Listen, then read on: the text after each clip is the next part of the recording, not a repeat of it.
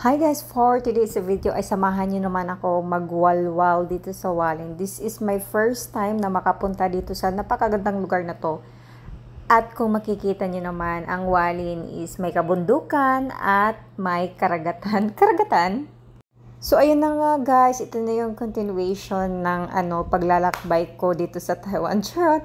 So nagpunta pala kami dito sa Walin kasi gusto namin dito mamasyal. And napahanga talaga ako guys dahil sobrang ganda din ng Walin. Sana ganito no, yung mapayapa, walang lindol, walang bagyo at walang kung ano-ano. Dahil napakaganda talaga ng Walin guys. Dahil dito hapon na kami makapunta dito ay pumunta pala kami dito sa yung well-known dito na night market, yung tinatawag na Dongdaemin Night Market, which is matatagpuan siya sa seaside ng mismong city ng Walin. At dito nga while biyahe kami, nakikita ko talaga na napakaganda pala ng Walin, kaya hindi mo maikakaila na maraming taong bumibisita talaga dito kasi maganda nga. And dito na pala kami guys sa night market na to. Marami siyang mga paninda talaga as in super din. Yung time na pumunta kami dyan is parang may something concert. Ano ba yan? Basta ganon-ganon. And then dito kasi kami naghapunan at saka syempre as usual yung night market makikita mo talaga na maraming mga bilihan ng pagkain, mga damit at kung ano-ano pa. And nag-enjoy ako dito guys kasi sobrang napakaganda na night market. Tsaka malinis talaga siya.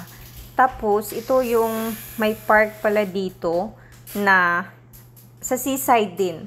At sa seaside na yan, marami ding mga tao na pumupunta talaga dito. Pero yung time na pumunta kami, medyo hindi masyadong maraming tao kasi nga, siya, weekdays. Parang, I think pag weekend, mas maraming tao dito. Dito nga ay pupunta kami ng seaside kasi nga is gusto kong tingnan yung part na dyan. And maganda naman talaga siya guys. Yun nga lang hindi siya parang hindi siya safe na pumunta ka mismo sa malapit na sa tubig kasi medyo yung alo niya is medyo iba yung hatak niya. And then ito yung mga bato-bato siya, hindi siya buhangin. Tapos, ito yung, basta maganda to guys, as in, and namangha ako dito.